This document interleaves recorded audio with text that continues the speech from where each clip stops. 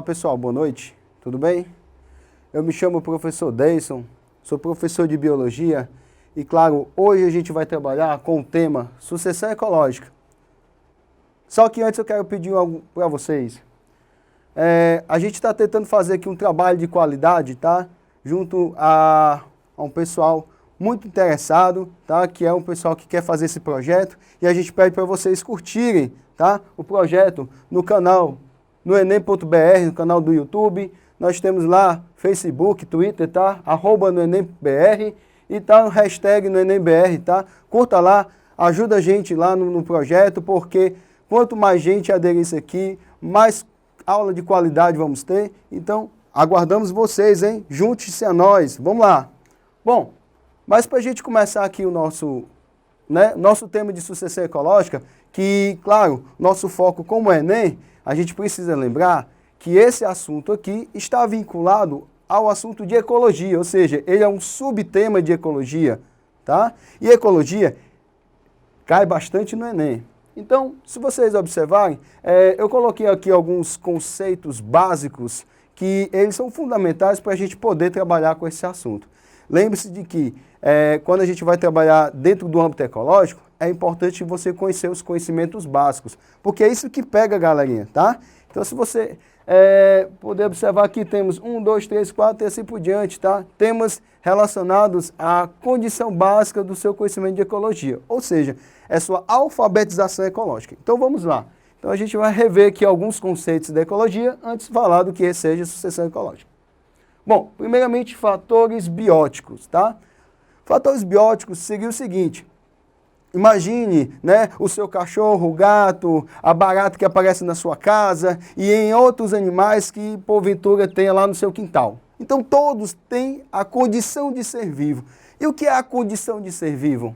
Tá? É aqueles seres que, por sua vez, têm as chamadas características dos seres vivos. Quais são elas? Nós temos composição química, nós temos organização celular, nós temos metabolismo, homeostase, reprodução, hereditariedade, enfim.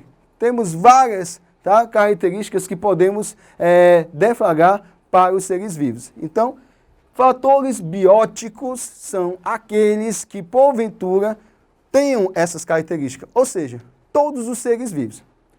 Já os fatores abióticos, olha o prefixozinho importante vocês saberem isso aqui, tá? A vem negar o restante do termo, então são seres que não são vivos, ou seja, são aqueles que não são detentores das características que eu falei agora há pouco, tá? E quem são eles? Ficou fácil, é só você citar aqueles seres vivos que porventura não tenham, tá?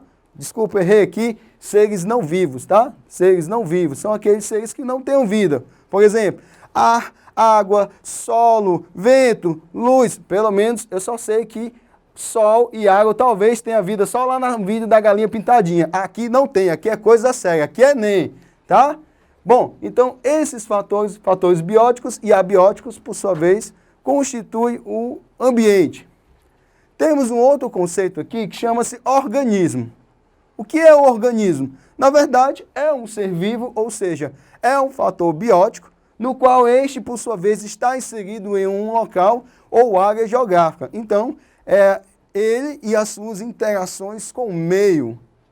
Depois vem população. O que é população? Na verdade, se você for parar para pensar, um único ser vivo, geralmente, ele não está vivendo sozinho. Você pode até estar vendo eles individualmente, mas se você for andar numa floresta, ou num habitat, ou num bioma, se você perceber, ele poderá estar numa manada ou junto a um bando, então ele nunca está sozinho, porque ele precisa dividir as tarefas, ele precisa se reproduzir, enfim, ele também vai brigar por abrigo, por acasalamento, entre outras coisas que os seres vivos da mesma espécie faz, tá? Então, população, na verdade, é o agrupamento de seres vivos de mesma espécie que ocupam uma determinada área ou local geográfico.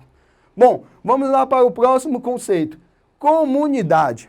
Bom, cuidado com esse conceito, tá? Muita gente, muita galerinha aí erra aí afora porque confunde esse conceito. Quando a gente fala comunidade, eu escutei que lá perto da minha casa tem a comunidade do fulano, a comunidade do ciclano, a comunidade da santa e tal. Bom, não é esse tipo de comunidade. Aqui é comunidade de seres vivos. Por quê?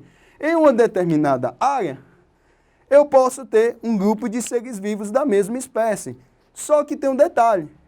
Se a gente for parar para pensar, não tem só aquela espécie. Vai ter 2, 3, 4, 5 espécies. Então, nesse caso, dentro desse ambiente, eu posso ter uma espécie, por exemplo, de insetos, eu posso ter outra espécie de passarinhos, eu posso ter um bocado de cobrinhas, então eu vou ter diferentes espécies. Então, quando eu tenho um grupo de seres vivos de diferentes espécies, eu tenho o que nós chamamos de comunidade biológica. Agora, lembre-se de um detalhe, não confunda esse conceito com o conceito social, porque esse conceito é biológico, comunidade biológica. Dando sequência, nós temos os ecossistemas. Se você parar para pensar, eu juntar esses três conceitos, eu só falei de seres vivos. Mas os seres vivos não estão em espaço, flutuando no vácuo, como se estivesse no universo aí afora. Eles estão aqui no ambiente. E esse ambiente, eles convivem entre eles e, claro, convivem com fatores abióticos. Ou seja, se eu tiver, por exemplo, no meu quintal, uma vaquinha. Eu não tenho uma vaquinha no quintal, mas vamos supor que você tenha essa vaquinha lá no quintal. A sua vaquinha, eu tenho certeza que ela bebe água. Eu tenho certeza que ela pasta, que ela defeca no seu quintal lá e bebe aquele estrumo, tá? Solta flatulência, respira oxigênio. Então, nesse caso, ela interage com outros fatores que não são seres vivos. Então, observe bem, os fatores bióticos, mais os fatores abióticos, mais as interações entre eles, eu tenho o que eu chamo de ecossistema. Ou seja, o ecossistema é um sistema complexo onde é formado por seres vivos, ou seja, fatores bióticos, seres não vivos e as interações entre eles. Olha aí que legal. Por fim, a biosfera. Antes de eu falar biosfera, eu preciso dimensionar os tipos de ecossistema para vocês. Por exemplo, eu tenho desde um jarrinho de planta, aquele jarrinho de planta que você compra na feira, bem pequenininho, onde tem uma plantinha dentro, ou seja, eu tenho uma planta, eu tenho na terra os micro-organismos, possivelmente insetos, entre outros seres vivos.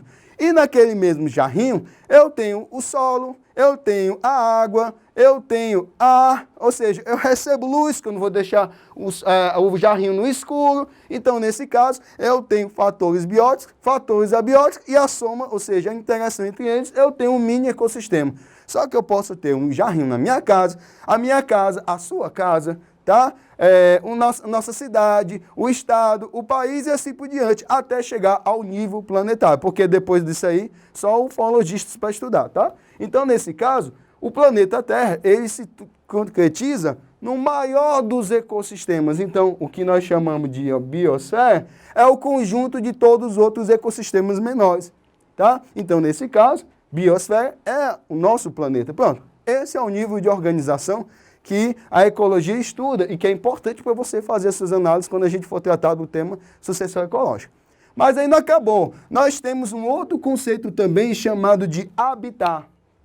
Habitat, pessoal, habitat, eu sei, é muito fácil, beleza, tranquilo, tá? Bom, mas habitat, tá? Tem um detalhe. O habitat tem que ser aquela condição daquele ser vivo onde ele vai ter o seu bem-estar mais promovido. Pessoal, mas eu tirei a tartarugazinha e botei dentro do aquário. Pode até ser um habitat, mas é um habitat meramente artificial. Não é o habitat desse indivíduo, não é o habitat desse ser vivo. Então, o habitat é aquele local onde reúne as condições do bem-estar do animal, ou que deveria, né? Que hoje em dia é mais complicado a gente falar disso aí, mas deveria, né?